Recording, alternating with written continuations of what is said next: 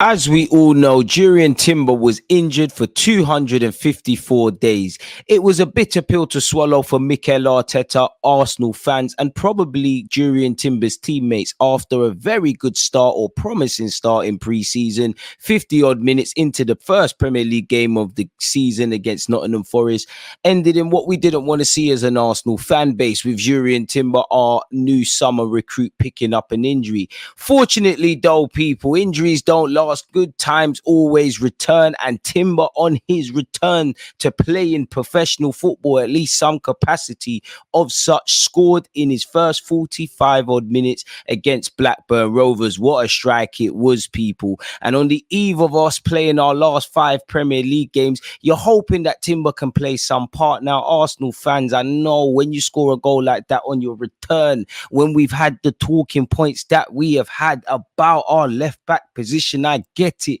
I understand it, I feel it, pause, but calm down. I hope to see Timber back this season. Mikel Arteta has stressed that the man has to play under 21s football before he gets reintegrated into the first team in a playing on a match day capacity, because he's been back in training. We've heard that he's part of the team meetings and all of them kind of things there. But we have to allow him to get back into the groove of things. We have to allow him to get back to his best. What I like about Timber, now, I don't know him from nowhere, but from what you can gauge on social media, he's a very religious person and things of that nature. Now, I'm not trying to get into that kind of talk, Arsenal fans, but that tells me you're a resilient character, you know. For what I remember of Sunday school, you know, RIP Nannish used to beat me and make me go Sunday school, and I really didn't listen. I only used to listen because we're going to play football at the end. God forgive me for my sins. I have repented.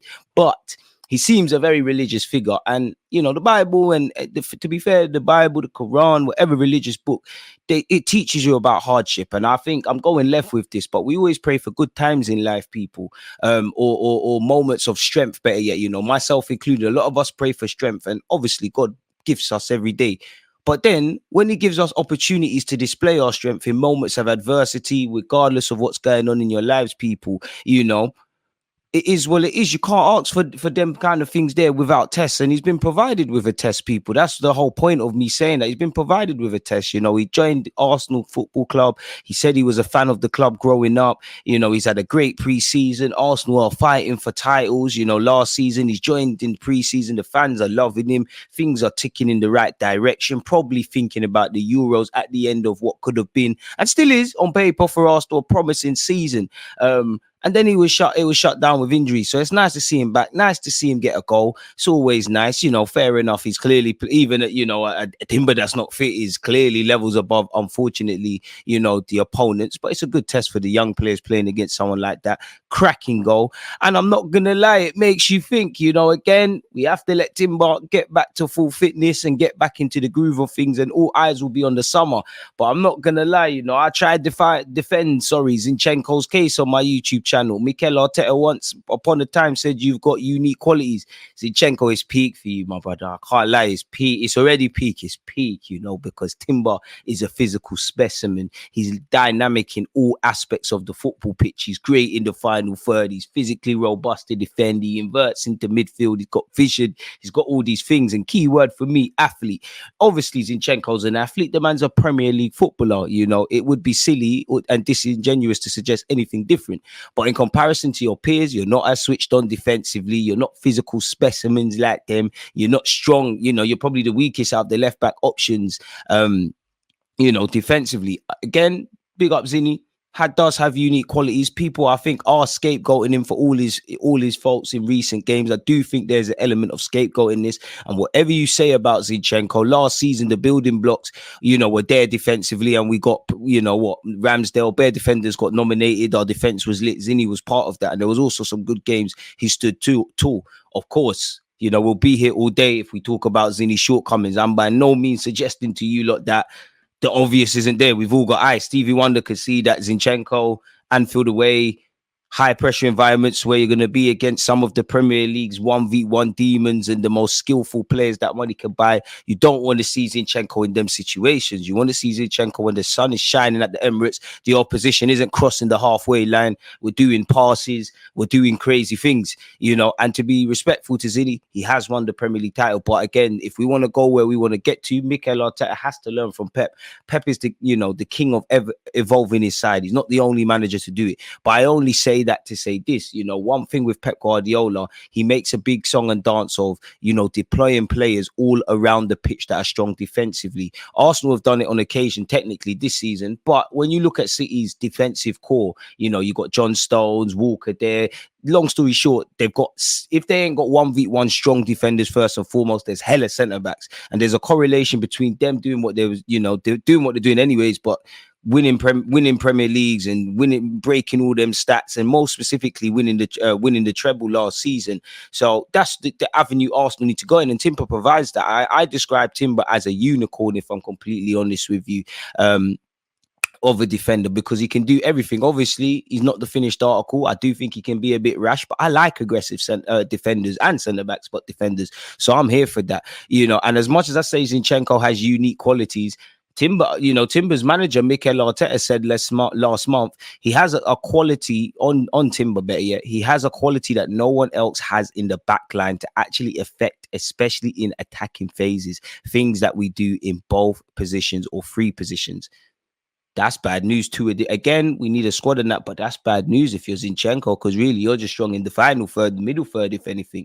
Tomiyasu, you can do a thing in the final third. You know, you're getting better at that, but you're the best 1v1 defender at the club for now, because I think Timber could come for that title. You know, you've got that.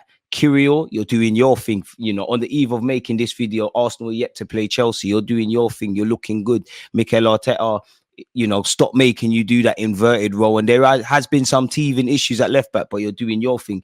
But it's peak for you. And there's actually, I don't, you know, you can never take rumors for gospel, but there's still persistent links for Arsenal with potentially in the summer buying a left back. So, boy, you know, we need a squad, different options. Get game time everywhere. Again, we've seen we need a squad in an ideal world, not too many times because they're key players, but we'd love to at times rest Gabriel, Saliba, Mr. Benjamin White 100% people. And it makes you think, yeah, Timber, our left-hand side with Arsenal has been a massive debate for Arsenal fans. Again, we'll be here all day. You know, some of it is due to player form, you know, maybe not addressing the midfield, you know, injuries and inconsistencies at left back or in all areas of that field. There is a big hole there. And obviously Timber on paper is a left back amongst other positions, because you can't rule out Arteta playing in other places.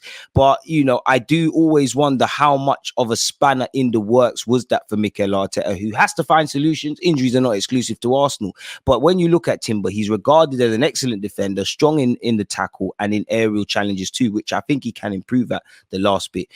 As we know, one of his biggest strengths lies in his passing ability. He's excellent on the ball. And when you look at his statistics during his time at Ajax, they underline his importance in that regards. When you look at his last season in the Eredivisie, he actually had more touches and made more passes than any other player in the division at the time.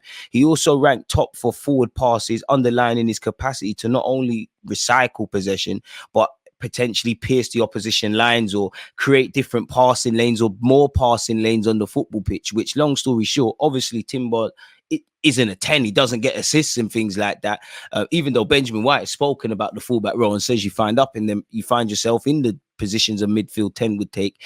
At the end of the day, the whole point of Mikel Arteta's system is to put the ball in the back of the net from the goalie to the striker. That's what football is. No matter what different tactics there are, Pep, Wenger, Jose Mourinho, Arteta, De Zerbi, Ten Hag, he ain't got none. Postecoglou. Whatever these guys' philosophies are and what they deem is the most important and the least important on the football pitch, they all need to put the ball in the back of the net. So in Timber's very own way, he helps us do that.